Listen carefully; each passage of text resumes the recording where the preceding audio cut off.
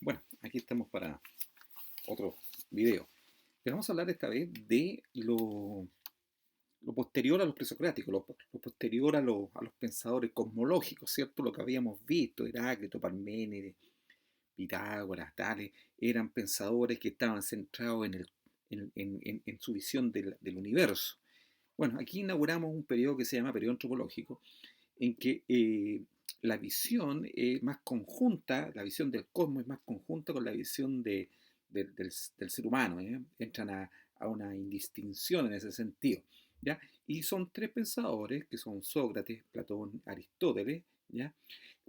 Cada uno fue discípulo del anterior, digamos. Entonces, en la primera parte nos vamos a centrar a Platón y tendremos después otros videos para analizar el pensamiento de Platón y Aristóteles. Bueno, Platón nació en Atenas hacia el 470 antes de Cristo, digamos. Es el gran pensador que se le conoce mayormente por esta frase del solo sé que nada sé, digamos, ¿ya? Definitivamente él había eh, visto que la mejor manera, la mejor postura de plantearse es, frente al saber, es reconocer que uno poco sabe. Entonces, era hijo de un escultor, de una partera, y en ese sentido era filósofo y maestro a la vez, ¿ya? Fue filósofo porque se preguntó por el tema de la sabiduría, qué es la sabiduría, y fue maestro en cuanto a su preocupación principal era poner en práctica un método específico que aplicaba, ¿eh? Es decir, estaba preocupado de cómo es que se obtiene el conocimiento, ¿ya? Pero fue un filósofo de la calle, fue un filósofo que educaba a los jóvenes, a la juventud de Atenas.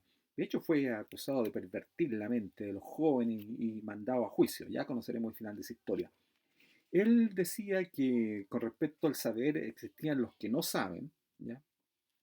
No son culpables por ello, ¿cierto? Los que no saben y creen que saben, esos son un poco más peligrosos, y él se reconocía entre los que saben que no saben y que aspiran humildemente a saber.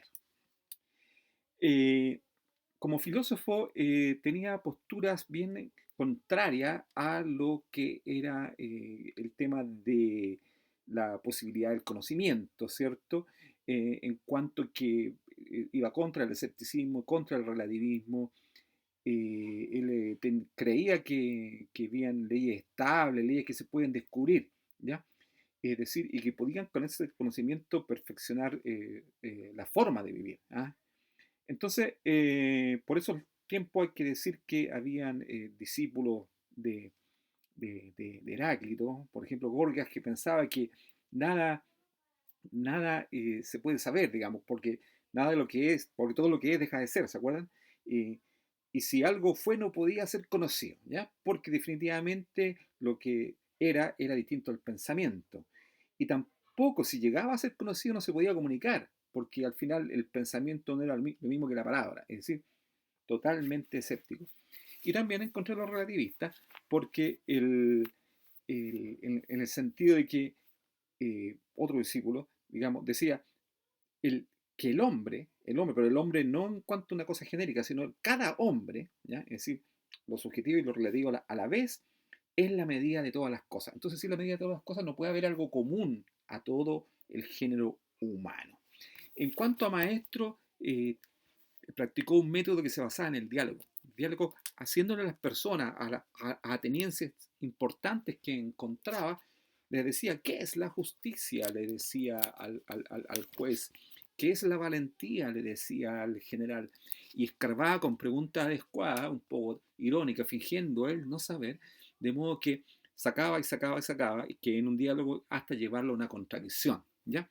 Hasta que llegaran a reconocer que poco o nada sabían o llegaban a dibujar en ello un conocimiento que no fuera solo el de ellos, sino fuera un conocimiento general, un conocimiento más objetivo. ¿Ya? Esa es una, ese es el método de Sócrates y por qué y por qué está en este curso, digamos, porque ese método tiene un nombre, se llama el método mayéutico o la mayéutica, y mayéutica significa parir, y en ese sentido recoge un poco esta palabra desde su madre, que era partera, y un poco esta idea de esculpir la verdad poco a poco. ¿Ya? Entonces yo lo invito ahí a ver ese video. eh, Ahí está dicho mucho mejor que lo que lo puedo decir yo respecto a qué es exactamente la mayéutica y qué pasos tiene y qué se divide y por qué es importante. ¿Ya? Entonces, pero definitivamente la mayéutica es el arte de ayudar al interlocutor a buscar por sí mismo la verdad. Una verdad que está ahí, que es común, ¿ya? Una verdad que es común al género humano, a todos los hombres, sin subjetividad, o donde la subjetividad debe reconocer que esa verdad está y que, por lo tanto, es objetiva como verdad común.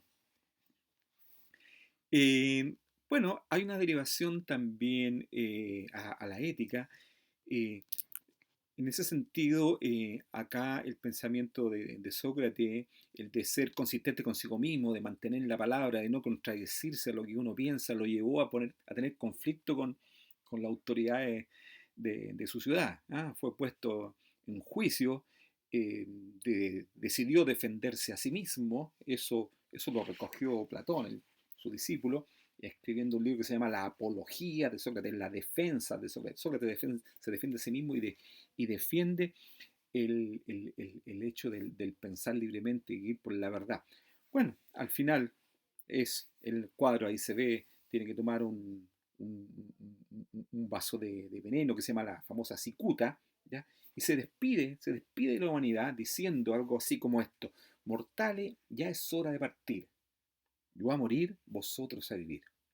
¿Quién lleva la mejor parte? Solo Dios lo sabe. Para cerrar, si todo sistema epistemológico tiene que tener estos componentes ontológicos, nociológicos, axiológicos. Y si tuviéramos que clasificar a Sócrates, definitivamente él era un idealista, eh, porque al final él obtiene lo verdadero, o, o lo que existe, a través de aquello que está en el uno, aquello que está en el alma. ¿Ya? El mundo está asociado a la conciencia de un sujeto que construye su realidad, construye la realidad del sujeto. Es un racionalista porque para acceder al saber está dado por la razón, por la vía del mecanismo de la argumentación, y que podía ser buscado a través de este método mayéutico que les hablaba. Y desde el punto de vista de axiológico del orden de los valores, definitivamente Sócrates es practica el intelectualismo moral, es decir, si, que hay que saber para poder ser bueno. ¿Ya? Si quiero ser justo, tengo que saber qué es la justicia. Si quiero ser bueno, tengo que saber lo que es la bondad. Eso es. Que estén muy bien.